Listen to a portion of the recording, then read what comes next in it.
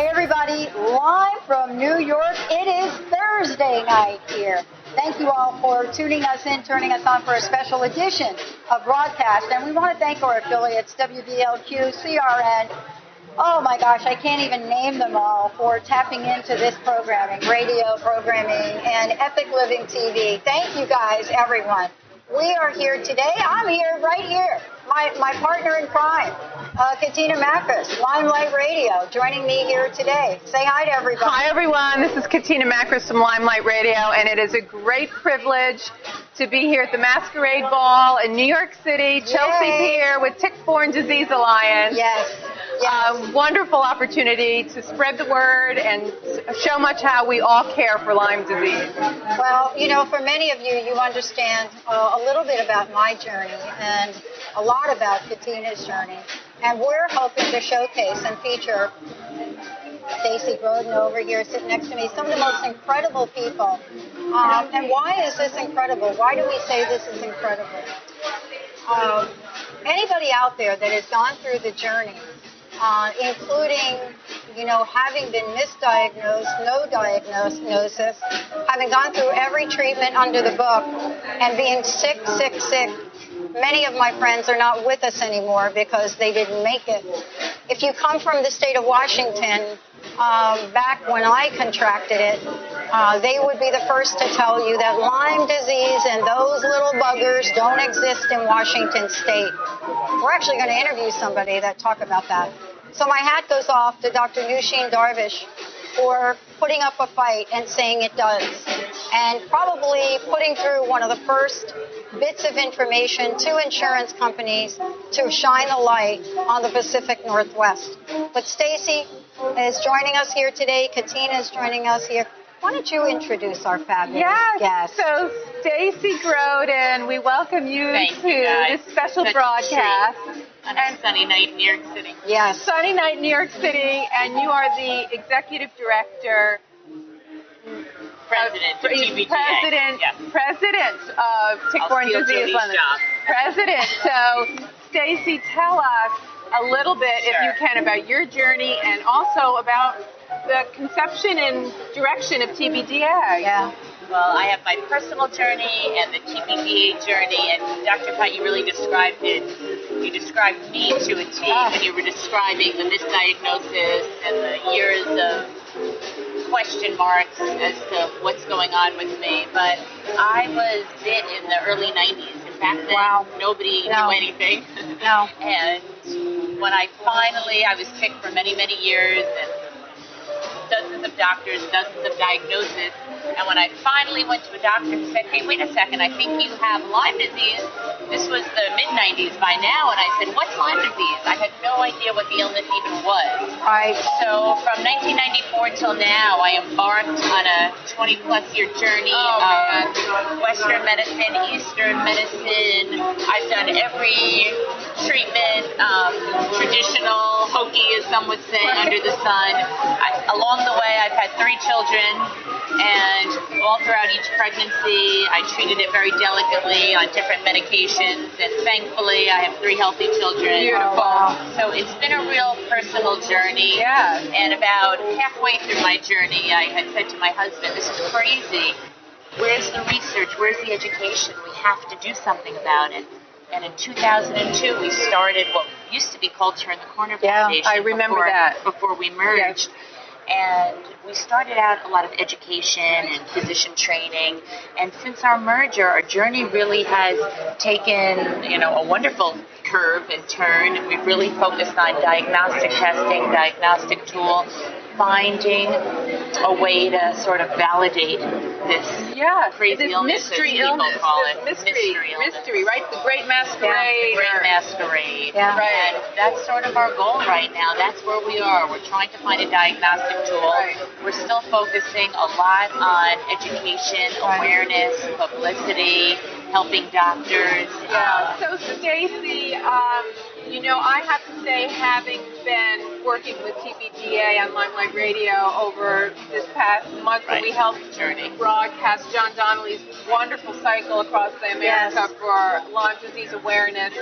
I feel like TBDA is doing such a beautiful job of helping America wake up to the fact that everybody's at risk, that no matter where you live in the country, Iowa, Kansas, Florida, New Hampshire, right? It's true, and I always say to people, even before John's journey, I always said to people, you could be 2 months old or 102. Right. You could be white, black, purple, or orange.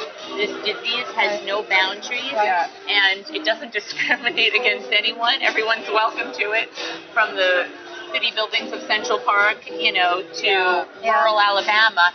And I feel like John's journey really illustrated that. Yeah. As he, it was a wake-up call. It was really a wake-up call, right? Yeah. And it was so amazing how he connected with all these people along his journey. And it was just so sad, the reality of it is how many people along his journey are suffering, which makes me even more passionate about this illness and finding a tool and helping people. Well, I really applaud you.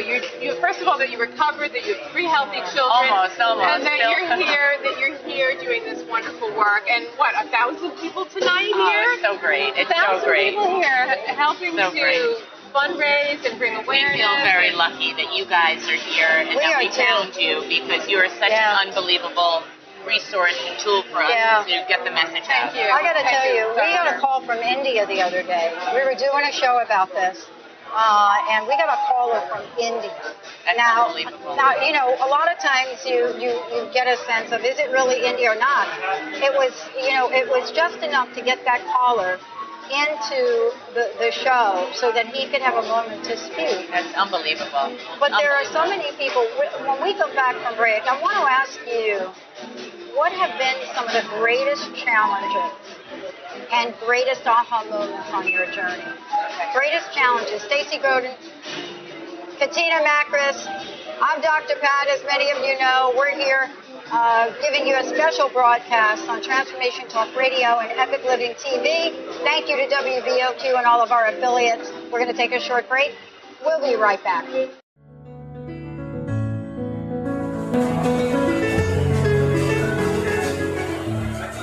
Hey everyone, welcome back. We've got these really cool masks. Come on, do it with us. We can do it together. Welcome back, everyone. Welcome back for the gala event to be at.